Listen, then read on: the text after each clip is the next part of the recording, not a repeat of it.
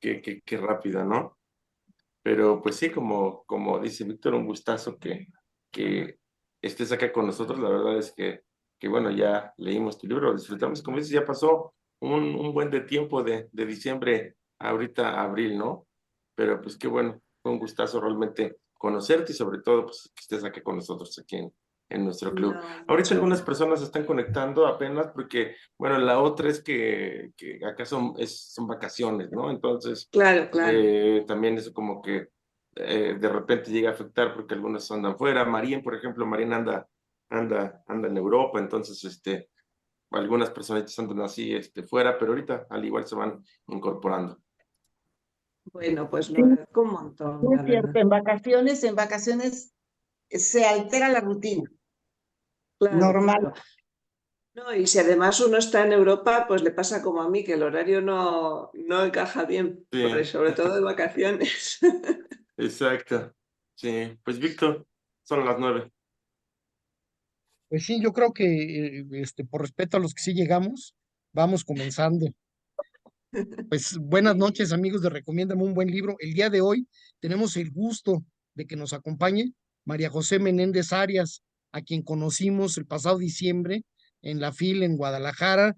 Y bueno, tuvimos oportunidad de platicar con ella ampliamente, de convivir, y ahora pues ya tuvimos la oportunidad de leer su libro. Yo la verdad es de que pues ya me estaba saboreando esta plática desde diciembre. Así es que, pues, María José, muchas Pronto lo gracias habías por leído, dedicarnos Víctor. este tiempo y bienvenida. Pues Me muchísimas gustaría gracias a que vosotros y nos un placer. platicaras un poquito de ti y un poco, pues, de tu libro, Ujú. como introducción. Muchísimas gracias, muchas gracias por haberlo leído con tanto interés ya hace mucho tiempo, por lo que veo, Víctor, en tu caso, y por el haber organizado esta sesión, que para mí, bueno, pues ha sido una gran ilusión. Primero, toda la recepción que tuve en México cuando estuve por allí en la Feria de Guadalajara con Víctor y con Albert y con todo el grupo de las personas de Recomiéndame un buen libro que conocí por allí. Y ya sé que la distribución del libro no es sencilla, tuvimos que solucionar el problema de que en copia física era difícil de obtener, no siendo en la feria. Por lo menos ahora en Kindle se puede conseguir fácilmente y es menos costoso para las personas que lo utilizan.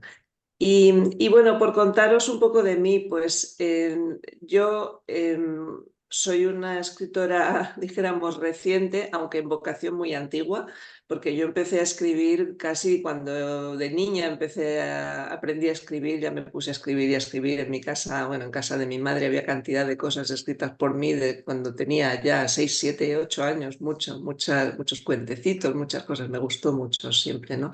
Lo que pasa que cuando me fui haciendo mayor, en la adolescencia casi, yo escribía mucho, pero tenía la ambición de escribir una novela que nunca llegaba y acababa tirando lo que había escrito a la basura y llegué a la conclusión muy sensatamente en aquel entonces de que dedicaba mucho tiempo a algo que no llegaba a nada y que entonces quizá tendría que mejor, pues cuando tuviera esos retos, ponerme a leer en lugar de tanto escribir. Entonces, durante muchos años pues lo que hacía fue eso. No tanto quizá como Recomiéndame un buen libro, que sois unos lectores muy disciplinados y vais a un ritmo increíble, pero procuré leer y leer.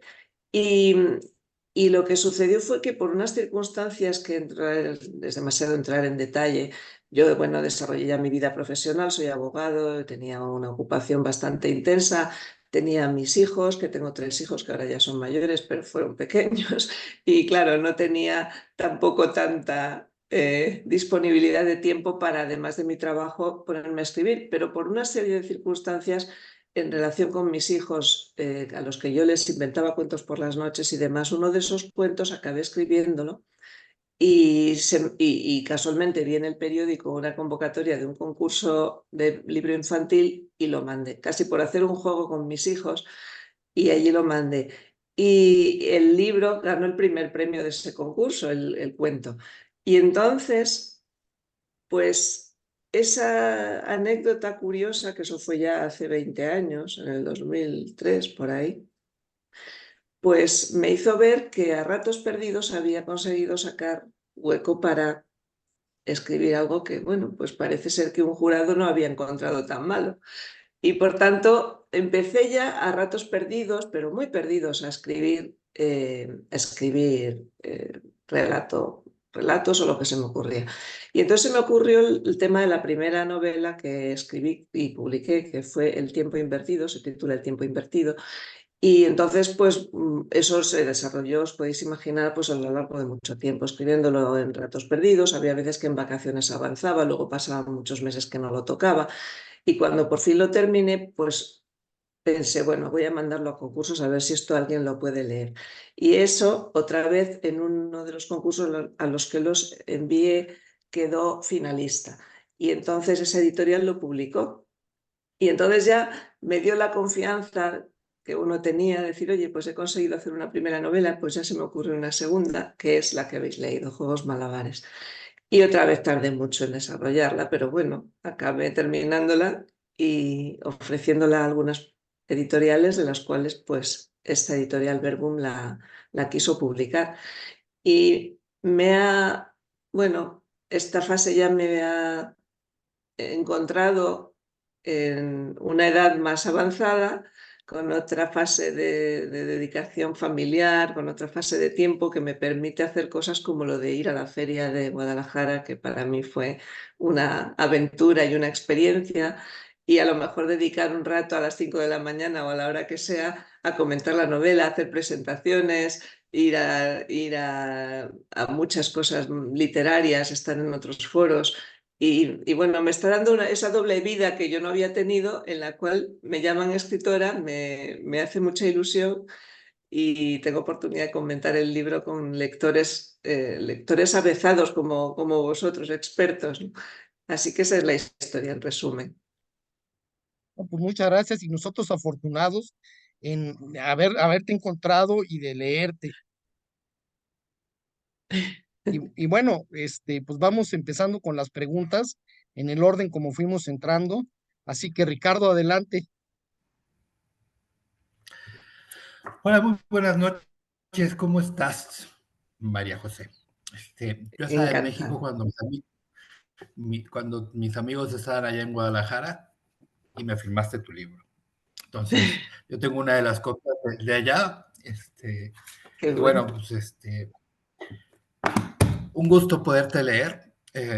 Me sorprendió muchas cosas, estos capítulos que vas teniendo por nombres y cada uno de los personajes dando su parte de historia y juntándolas todas, no está fácil, ¿eh? Mm. Está, de repente tienes que regresarte un poquito para saber, Elena era la amiga de María, María es la hermana de Mario, la tía, bueno, la tía y la mamá muertas, y bueno, yo me enteré del nombre de la mamá hasta el final, ¿no?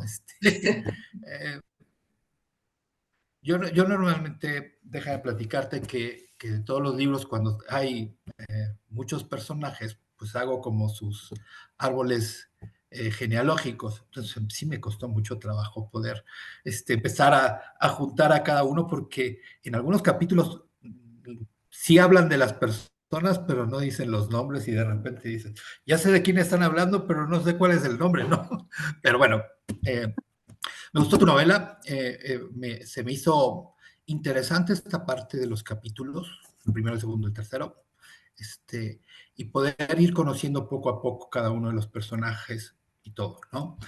Nosotros tuvimos como metas leerlo en 3 partes. La primera, pues yo pensé que era una novela negra, primero porque estaba ahí el supuesto asesinato de este señor, y de Leonardo. repente en la segunda parte, pues no encuentro nada del asesinato. Y hasta la tercera parte, cuando ya regresamos a Mario, ya entendí más o menos cómo estaba todo esto, ¿no? Pero en las de muchos personajes.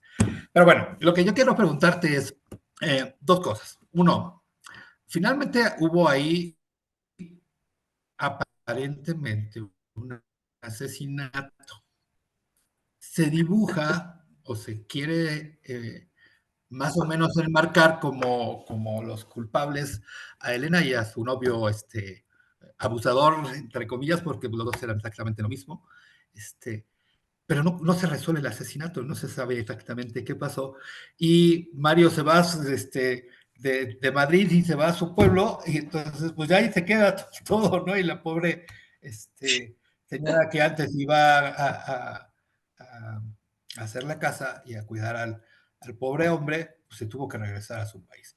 Entonces, la primera pregunta es, ¿qué pasó con ellos, no? O nos lo vamos a encontrar en una segunda parte, ¿no? Y la segunda parte es ¿cómo fuiste encontrando? Porque en la parte final, pues es como que un libro de COVID, ¿no? Como todos nos encerramos y todo esto, tomaste parte de esto del COVID justamente para terminarlo, ¿no? Se me hizo muy interesante, antes de que se acabara el libro, presentar las cartas del papá. Entonces, esa parte se me hace interesante porque yo por más que trato que mi padre ocupe la computadora, nomás no quiere, ¿no? Mi papá tiene 4 años, entonces no quiere y se hace, ¿no? A mi mamá le compré una tablet, se la regaló a mi otro hermano, entonces se me hace muy interesante porque finalmente nos encontraste con eso, pero bueno, sí me llama la atención esta parte de la tecnología que está bien en el libro, pero no sé qué tanto realmente se pueda dar, ¿no? Esas son mis dos preguntas. Muy bien, Ricardo, muchísimas gracias. Bueno, en primer lugar, lamento que te hubieras desorientado de esa manera y es una cosa bueno, entiendo que se puede producir con el orden alterno de las historias. Espero que no fuese demasiada la pérdida para las personas, para los lectores, pero sí que creo que es el efecto, el hacer los capítulos así es el efecto de dos elementos distintos. Uno es la manera en que yo lo fui escribiendo, que fue mucho en trozos pequeñitos, es decir, que yo tenía más o menos, o se me iba ocurriendo la historia en la cabeza, pero yo iba desarrollando las distintas perspectivas o historias de los distintos personajes en mi cabeza y en la manera en que lo iba escribiendo. A lo mejor un día me sentaba a escribir y me apetecía escribir sobre Mario y otro día me sentaba a escribir y me apetecía continuar la historia por otro personaje para ir formando toda la historia, ¿no? Y eso da lugar quizá a esa estructura, luego ya los ordené al final, es decir, que no es que yo la escribiera linealmente con la estructura que tienen, pero me pareció que ordenar la historia de principio a fin de forma correlativa era más monótono y quizá menos interesante que hacer un poco un puzzle con las perspectivas de los distintos personajes, como si fuera un poliedro, ¿no? Cada uno lo mira desde su lado. En el tiempo a veces hay algún salto, pero cuando ya lo lee uno completamente se da cuenta de lo que ha pasado, ¿no? De todas las historias en paralelo. Y eso me pareció que podía ser más interesante que intentar contarlo de érase una vez, pasó esto, después lo siguiente fue esto y esto y esto y más monótono.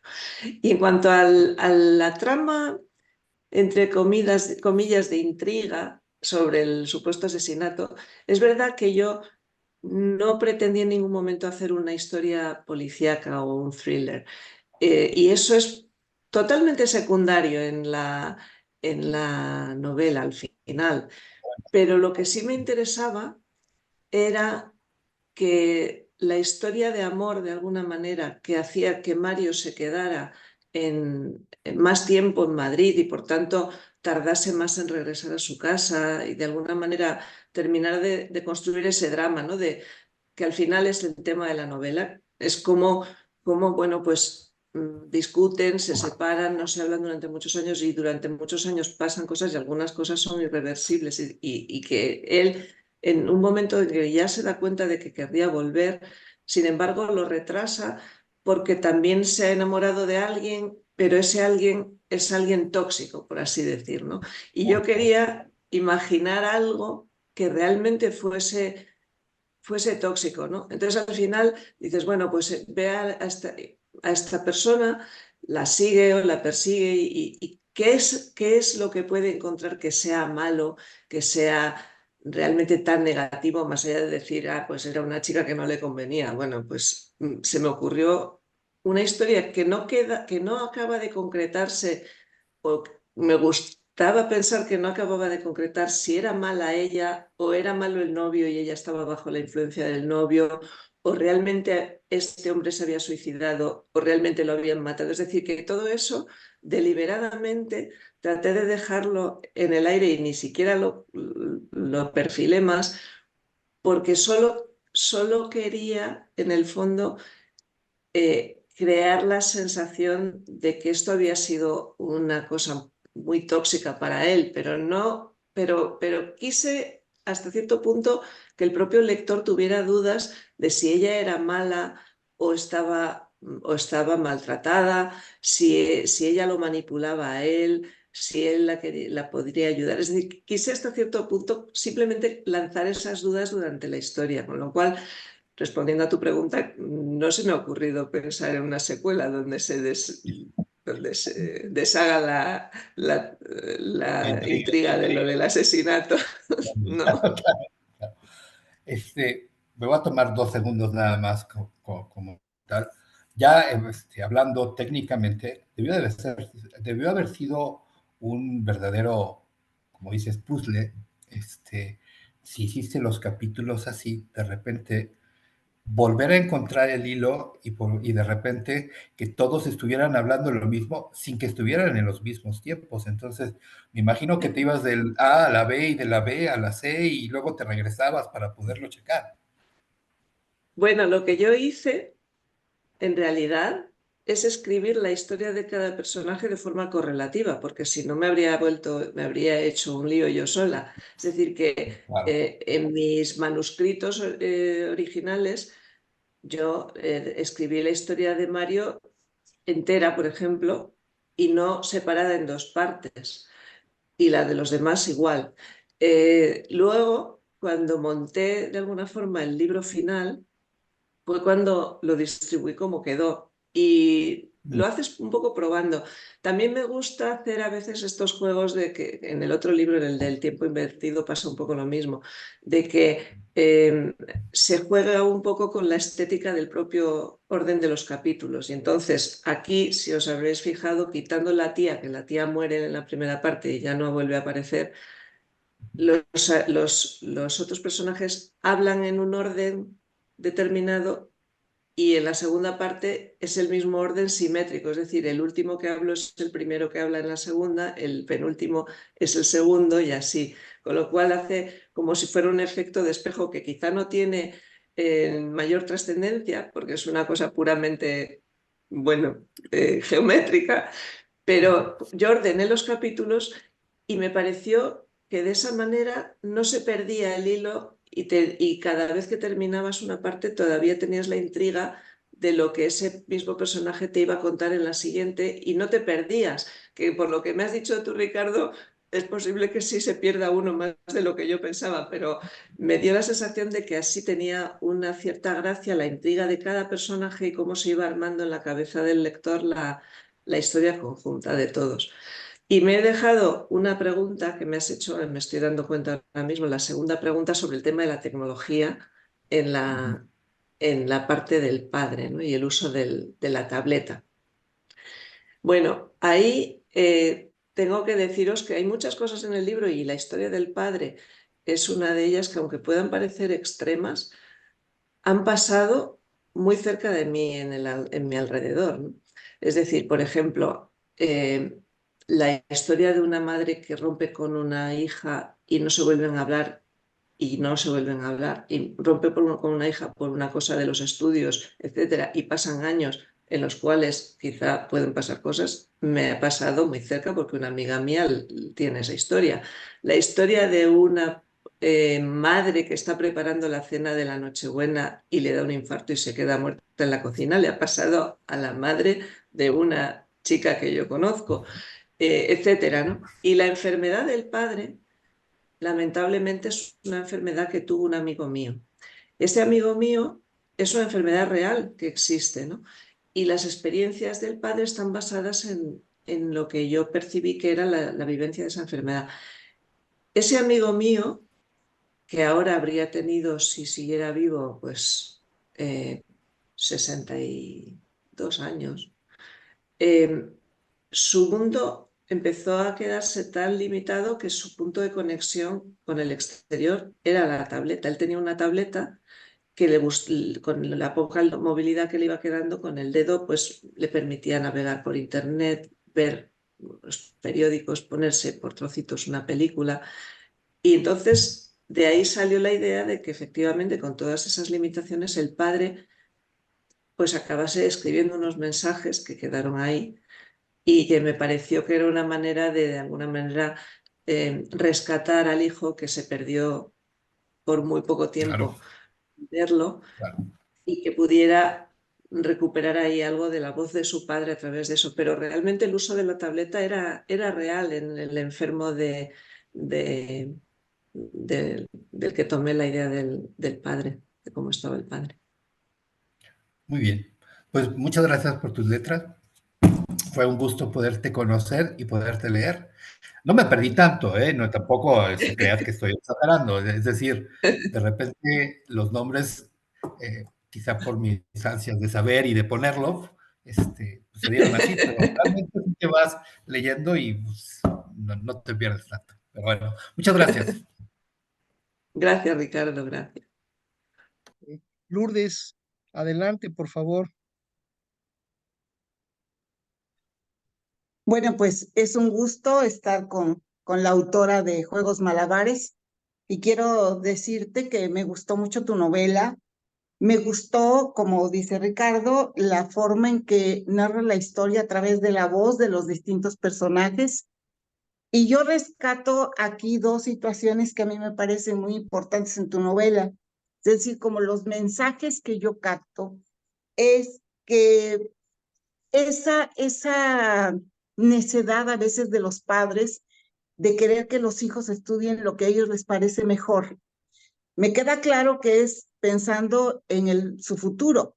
Sin embargo, lamentablemente todavía existe, yo tengo unas amistades que quieren que su hijo estudie medicina porque ahí le va a ir muy bien y el chico quiere ser algo muy diferente y empiezan ahí las diferencias en la familia y sí llegan a ser tan fuertes como lo que narras en la historia del hijo que se va a hacer su propia vida, se separa de la familia y finalmente todos sufren porque el hijo no vive como debería vivir, claro, siguiendo sus convicciones y sus sueños, pero los padres se quedan con la ausencia del hijo sufriendo por esa necedad de querer imponerle una forma de vida. Sí se dan los casos y se dan con muchísima frecuencia. Hay hijos que se disciplinan, pero no viven bien, viven con frustración. Finalmente no los dejaron ser lo que querían ser. Esa es una de las cosas que yo rescato. Y la otra que yo rescato que también me parece así como muy interesante es lo que se da y se ha dado muchísimo en gente con ideas socialistas, con ideas como el personaje, como Mario, que se deja llevar por las ideas en contra del capitalismo y que finalmente regresan a vivir como capitalistas porque en la otra forma no les fue muy bien. Y no nada más es Mario, es también su amigo, el que prácticamente lo convenció de que se saliera de administración y se fuera a filosofía, pero el amigo terminó las dos y terminó trabajando normal, y luego el que hacía las figuras, pues también terminó siendo empresario, y finalmente Mario también regresa al capitalismo, Y hay muchos casos así, finalmente, y bueno, pero él seguía sus sueños, él seguía sus convicciones, pero también hay mucha gente con supuestas convicciones socialistas, como dicen, pienso como comunista, pero quiero vivir como capitalista, ¿verdad? Esas son las dos cosas que yo rescato de tu novela. Y bueno, me gusta subrayar y de lo que, una de las cosas que más me gustaron, solamente voy a leer una, dice, ellos resisten, estás hablando de gente muy humilde, dice, ellos resisten los reveses y se levantan una y otra vez. La lástima por uno mismo no está a su alcance porque la prioridad, sin pérdida de tiempo, es subsistir. Y es cierto, cuánta gente muy humilde de lo que se ocupa es de subsistir y no están pensando en sus frustraciones ni en sus, si otros viven mejor. Ellos están solamente ocupados en subsistir. Y bueno, me encantó. La verdad es que rescato esas dos cosas porque me parecen muy importantes. Y y bueno, yo te quiero hacer esta pregunta. Mira, yo hace tiempo en un libro de literatura leí que ya ves que los movimientos artísticos se daban en la pintura, se daban en la literatura, ¿no? El realismo, etcétera, el naturalismo, el impresionismo. Y leí que el cubismo también existió en la literatura y decía que era cuando el autor presenta la historia desde diferentes puntos de vista. Y como ejemplo ponía precisamente un cuento, me parece que se me fue el nombre, el autor de 100 años de soledad, Gabriel García Márquez, una narración de García Márquez donde está narrando la historia como la está viendo un niño, como la está viendo un adulto, como la está viendo la viuda, porque se trata de un velorio. Pero después busqué y resulta que no encontré esa información de que en la literatura también haya cubismo. Y yo te pregunto a ti, ¿sí existe y tu novela es cubista? ¿Se le puede considerar cubista? Muy bien, pues muchas gracias por todos esos comentarios, la verdad que me da mucha satisfacción. Empezando por esto último, y luego yo creo que podemos hablar también de los otros temas que has tocado, pero el tema de si es cubista, posiblemente se podría equiparar efectivamente con la perspectiva cubista. Lo que pasa es que yo tengo la sensación de que no ha sido un movimiento tan concentrado en el tiempo como puedas decir, bueno, pues hubo una tendencia en una época concreta Así donde es, todas las novelas se efectivamente. hacían Así así. Es posible que de vez en cuando haya novelas, incluso en distintas épocas, que hayan hecho esta especie de rompecabezas o poliedro de personajes y esa sea la estructura. Pero es que yo me estaba acordando, probablemente, no recuerdo el título, pero hay un libro de William Faulkner, que realmente no es un autor contemporáneo, que está montado, cada capítulo tiene el título de un personaje, o sea, son personajes, lo buscaré y buscaré cuál es y puedo mandarles un mensaje a Alberto, a Víctor, para que hagamos de dudas, porque ese libro, perfecto. que es de hace tiempo, lo recuerdo porque me llamó la atención en su momento que tiene una serie de personajes principales y te va hablando, o sea, cada sección empieza tal personaje y cuenta la historia y aparece otro y esos van alternos completamente. Con lo cual es posible que pudiendo llamarse que es una perspectiva cubista, sin embargo no sea una especie de corriente más o menos acotada en el tiempo, sino gente que de vez en cuando toma esa técnica para armar su narración. Igual que, por ejemplo, ha habido otras estrategias, no sé, pues por ejemplo el libro de Paul Auster, que es una maravilla, a mí me encanta, el 4-3-2-1, no sé si lo habréis leído en el club, pero ese libro es como si fuera la historia de un personaje con distintas posibilidades. O simplemente por el azar. Es el mismo personaje como si fueran 4 vidas del mismo personaje. Es decir, que hay veces que son, bueno, libros que tienen una estructura original, más original que el relato lineal, pero no sé si es una corriente como tal, es donde yo tengo la duda. No creo que haya una especie de espacio temporal en el que todos tienden a hacerse así o semejante. Y luego, en cuanto a los otros temas que decías de fondo, en concreto el tema del capitalismo y lo que has dicho de las personas humildes que no se permiten el lujo de ciertas, bueno, ciertas actitudes.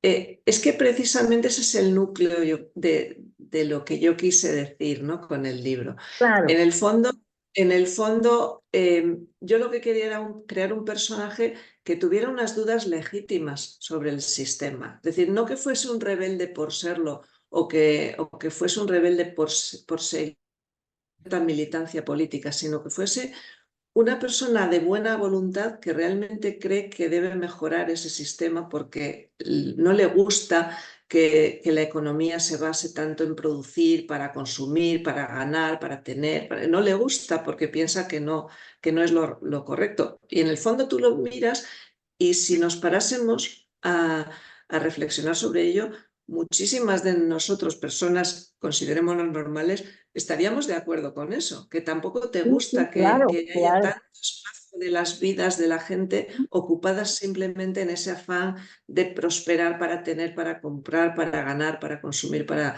Entonces, el problema es cómo se sale de ahí de una manera razonable, es decir, cómo se sale de ahí sin desembocar en la pobreza y cómo a su vez la gente que sí está en la pobreza lo que necesitan es precisamente prosperar, poder tener algo más, poder darle a sus hijos un vestido, una comida. Es decir, en el fondo, el problema del personaje, y es el problema central del libro, vale, sí puede que esto esté mal, pero ¿cómo se sale de ahí sabiendo que la vida de una persona le va llevando a tener una vulnerabilidad, a ser una persona que ya no va a tener la misma energía y que en un momento dado tú puedes estar en la calle haciendo juegos malabares con 30 años, pero a lo mejor con 70 años Ya no lo puedo. que te has convertido es en una persona que necesita ayuda. ¿Cómo te conviertes de ser la persona que necesita ayuda en ser la persona que crea esa ayuda para los demás, que es lo que al final él en su función de empresario de todas maneras intenta hacer, ¿no? Es decir, de alguna forma es a lo que las políticas actuales de las empresas quieren tender, de intentar tener una responsabilidad social, de intentar, bueno, pues evolucionar el capitalismo hacia algo más solidario, pero bueno, claro, es muy complejo, ¿no? No se tiene todavía la Totalmente. fórmula. Así es, totalmente. Y bueno, ya para terminar, quiero decir que dentro de mi ignorancia enorme, yo no sabía que existían, que así se llamaban las comunidades Ocupa. Entonces, cuando yo vi la palabra Ocupa con K, me Con fui al K. diccionario y bueno, aprendí una palabra nueva. Gracias. Ah, pues quizá en México no se utiliza, es que en No se España utiliza se en utiliza México, mucho. no se utiliza en México, pero existe en el diccionario y entonces sí aprendí lo que son las comunidades Ocupa, lo que sé que tienen ahora un nombre esas personas que viven en las casas abandonadas, solitarias y que se esconden precisamente para no ser vistos, ¿no? Porque pueden ser desalojados. Entonces, fue algo nuevo Sí, que aprendí.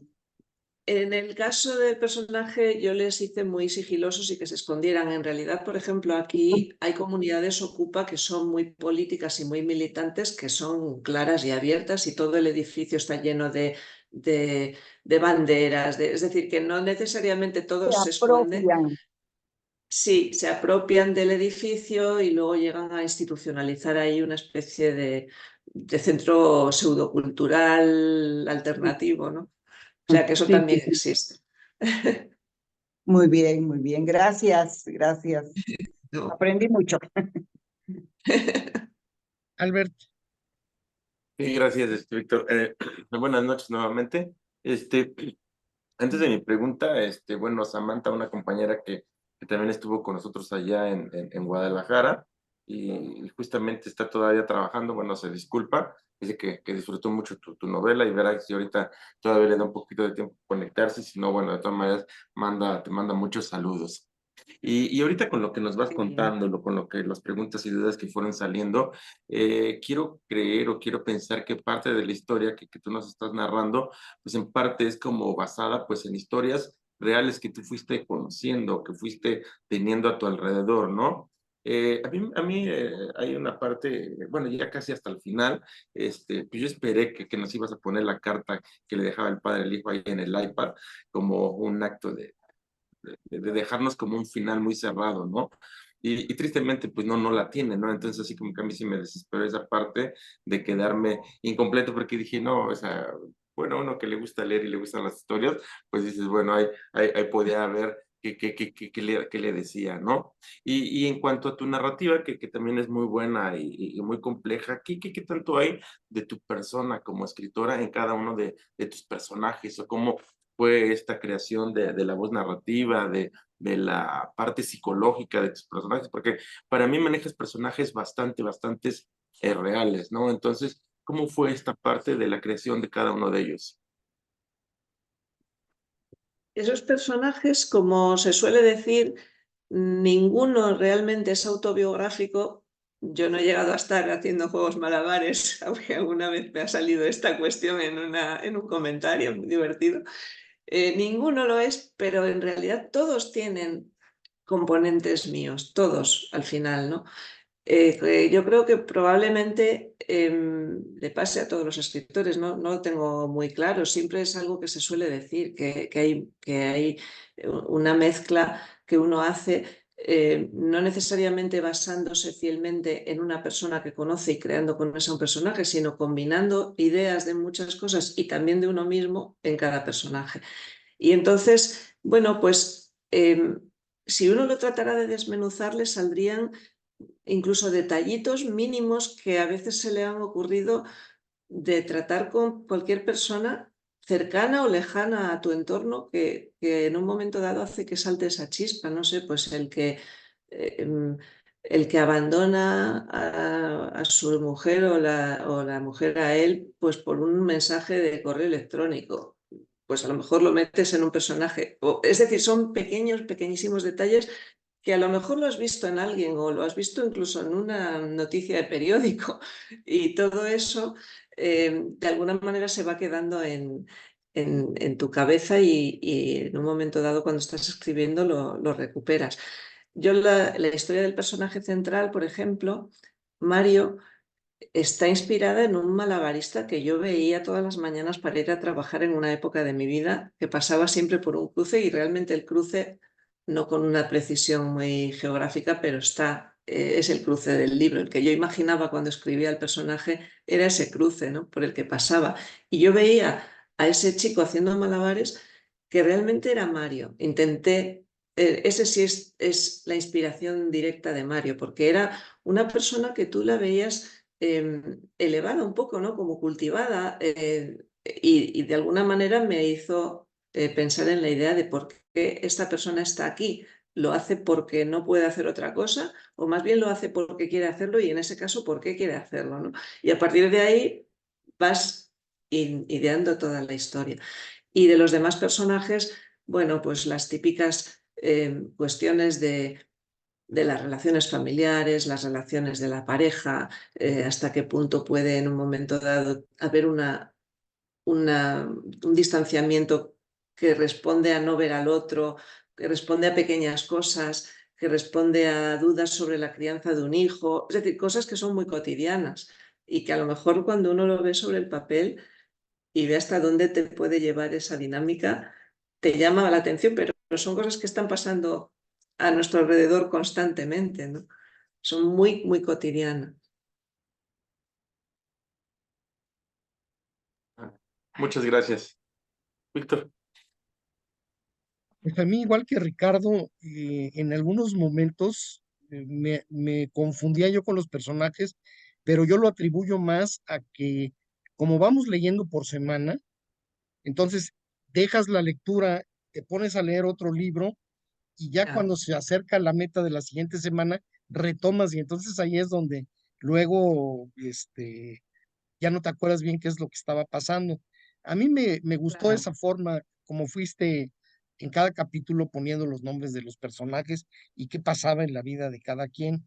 Y luego, finalmente, esa Elena se me hizo, pues, la villana, la antagonista, ahora sí que como decimos aquí, mala, mala, mala, porque sí, quería perjudicar a Mario y le quería poner ahí una emboscada al final, que él lo perfilas muy bien, muy inteligentemente, supo, de alguna manera intuyó que algo estaba pasando ahí raro y salvó la vida realmente, porque lo querían acallar. Sí, Otra cosa que me gustó sí. mucho es que los diferentes personajes, pero sobre todo Mario y sus amigos, el italiano y el otro, el artesano, eh, tienen una serie de discursos filosóficos, diría yo, en algunos momentos, en donde habla muy bien de posiciones muy claras, que a lo mejor son posiciones tuyas o no,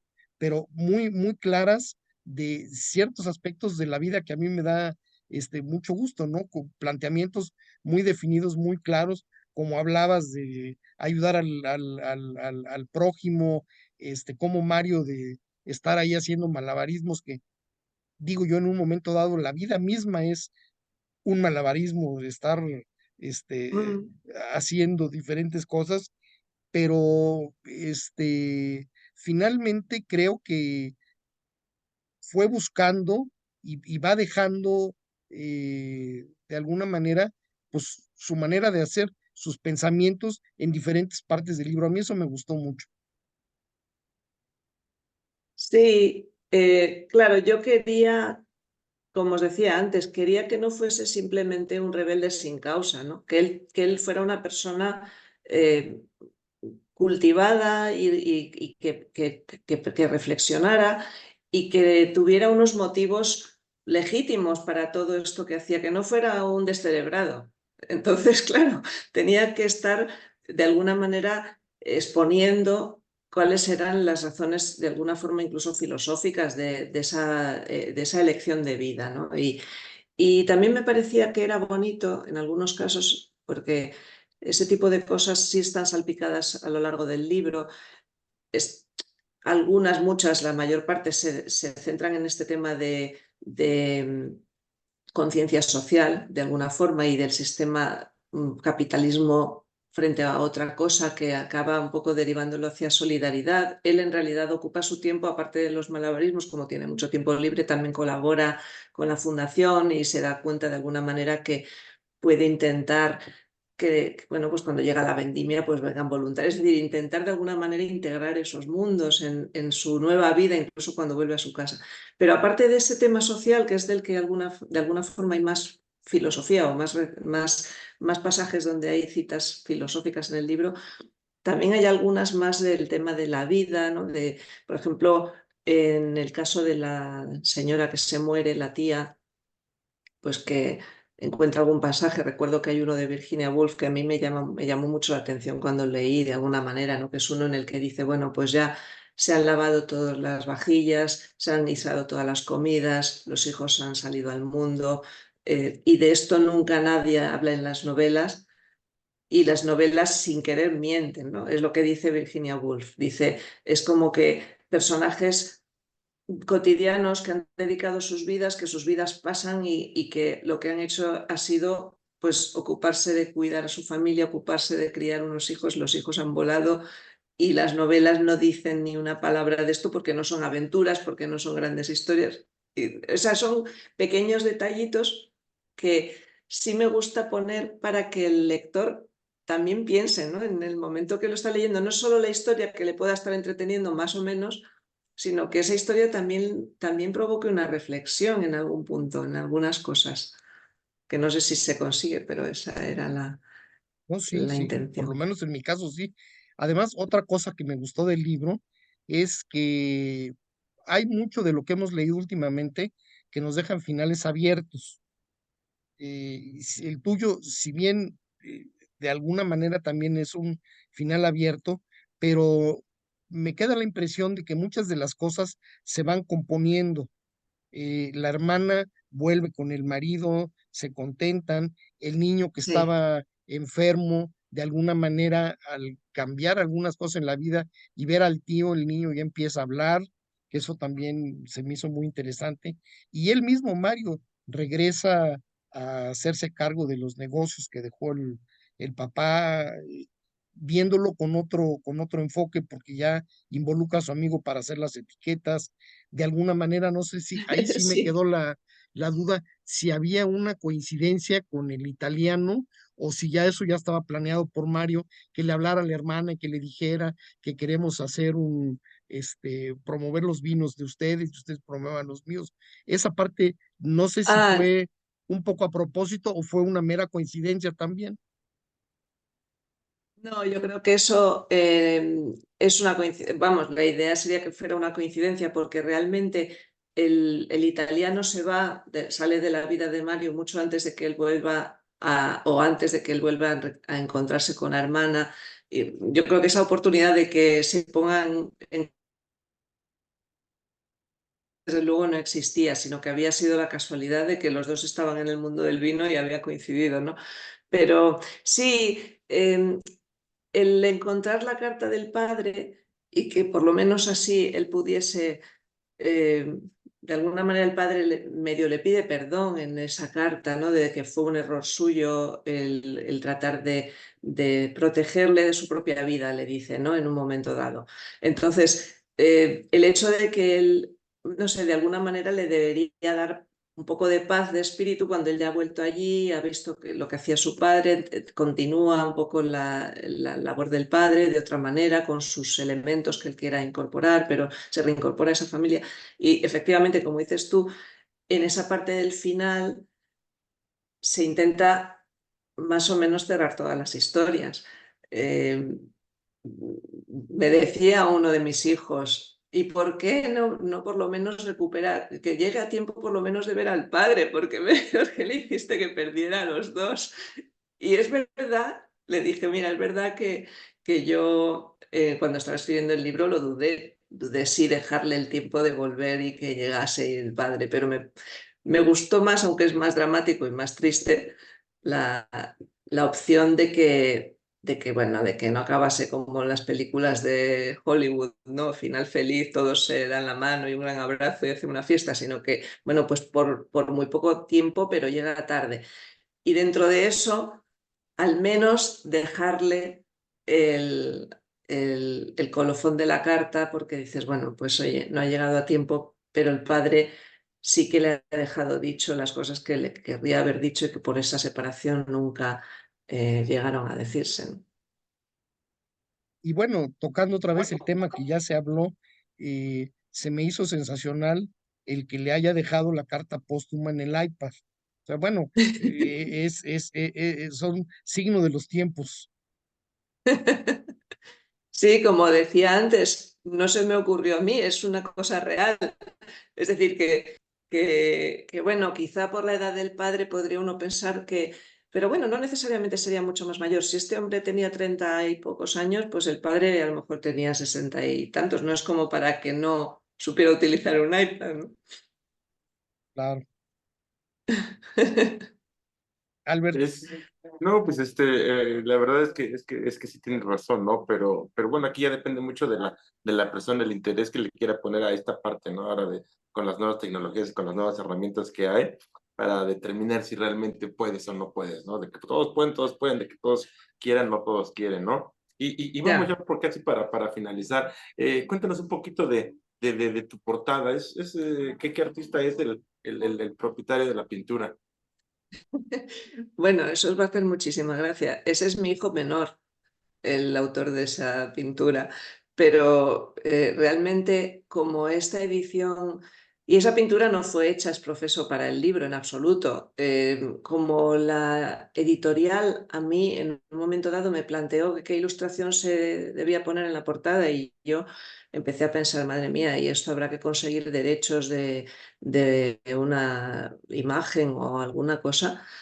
Se me ocurrió esa imagen porque mi hijo pequeño, que tiene ahora 23 años, esto fue hace pues casi 3 años ahora, pues tendría 20 o algo así, pues para un trabajo de la universidad había tenido que hacer un cuadro y no sé muy bien por qué historias hizo esto, que no tenía ni título.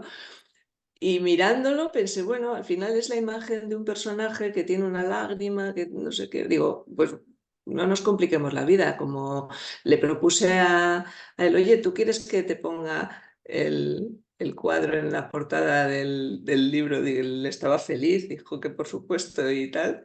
Y la editorial lo abrazó con ilusión. Y lo cierto es que, bueno, es una imagen quizá un poco rara, evidentemente, que no es explícitamente del libro, pero tampoco se aparta totalmente. Y entonces, bueno, pues hay quien le ha llamado mucho la atención esa imagen, me lo han dicho como qué imagen tan llamativa y demás. Bueno, de hecho, ahora al libro le han cambiado la portada. Bueno, no tengo aquí una versión, pero creo que lo puse en internet, es una cosa un poco más azul. Esto es como de tonos azules. Está en el Kindle ahora en Amazon, Sí. sale ya con esta portada. Pero es la misma imagen con unos filtros para que los colores varíen. Es exactamente la misma imagen.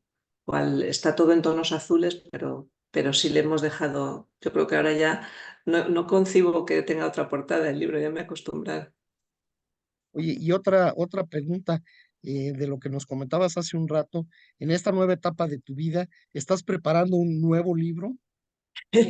Sí, sí, estoy en ello. Tengo las ideas centrales de lo que quiero hacer. Lo que pasa es que antes de lanzarme a desarrollarlo tengo que madurarlas un poco más, porque yo la manera en que hasta ahora he escrito los libros siempre ha sido bueno, pues se forma bastante en mi cabeza, aunque no con todo el detalle, y luego ya cuando empiezo a desarrollarlo ya empieza a entrar todo el detalle. Y estoy en la fase aún de formar en mi cabeza una novela. Y aparte de eso, estoy haciendo también una recopilación de relatos cortitos, de los cuales he escrito de momento 3, pero que tienen también la idea de formar un pequeño librito. Entonces, con esas dos cosas estoy. Muy bien. Ricardo, un comentario final. Yo me quedé pensando ahorita en lo que estaban platicando, pues a pesar de que estamos en diferentes países y supuestamente diferentes estilos de vida, las coincidencias de los países pues son muy claras, ¿no? Las diferencias de clases sociales, los problemas también Sí. del dinero, esto de los malabaristas aquí en la ciudad, nosotros estamos en la Ciudad de México, es muy común también saber no solo malabaristas, sino payasos y ver una serie Ya. de diferentes artistas, porque finalmente terminan siendo artistas, este, que a mí me llama mucho la atención porque finalmente el cauce de nuestra civilización sigue siendo con esto del capitalismo, pues lo mismo, las mismas problemáticas, los mismos formas de vivir y de alguna manera esta parte de coincidir en esto hace que tu libro sea mucho más fácil de leer en cualquier parte, no nada más en España, ¿no? Sí, Bueno, me quedé, no, como reflexión me quedé con eso, ¿no? no, y efectivamente es verdad que aunque los países no sean idénticos, y además México es un país tan original que ningún país del mundo es idéntico a México porque es un país muy especial que a mí me encanta, pero la verdad es que sí, eso es un problema, yo diría, universal en cualquier lugar. Hoy por hoy uno se puede identificar con este tipo de cuestiones, creo, por lo menos en el mundo más occidental de Europa y América y demás. Y luego es muy graciosa la historia de los malabaristas porque ahora hay mucha gente cuando leen mi libro el comentario que me hacen, que me hace mucha alegría también, muchas gracias, que pasan por un semáforo y ven un malabarista y me dicen, me acuerdo de ti cada vez que paso por no sé dónde porque hay un malabarista. Digo, como hay tantos, digo, se están acordando de mí mucha gente en muchos cruces. La verdad es que sí, eso es un buen recordatorio. Exacto, exacto. Lourdes, un comentario final. Pues solamente agradecer a nuestra autora, a María José, que haberse conectado de madrugada desde España, desde Madrid, una ciudad tan bonita. Y que realmente el tema que tocas, que es la situación del capitalismo y pues la negación al capitalismo con bases, con argumentos muy buenos, yo creo que un problema en el mundo. Estamos viviendo, y lo venimos viviendo desde hace mucho tiempo, ¿no? La Guerra Fría y todo esto, porque finalmente no se ha encontrado un equilibrio. Yo creo que tocaste un tema muy sensible, no en México, no en España, en el mundo, ¿sí? Y la cuestión de, pues, cuántos como Mario que se ganan la vida de esa manera al rato son indigentes. Sí, es un problema también muy serio que debería atenderse. Pues muchas gracias. Gracias a los compañeros de Recomiéndame un buen libro que nos traen estos momentos tan maravillosos. Muchas gracias, de veras. Y gracias a ti, María José. Un gusto haber estado en la plática. Y ya para finalizar, pues bueno, vamos a tomarnos nuestra foto, que a pesar que aquí ya lo tenemos en vivo, pero aquí nos falta la digital ahora, aquí es al revés. Va la primera. 1, 2 y 3. Déjenme tomar otra porque Bueno. ahora no sé a quién decirle que cerró los ojos, pero bueno, va la segunda intento. Va 1, 2 y 3. Listo. Muchas gracias a todos. Qué bueno. Gracias a ustedes.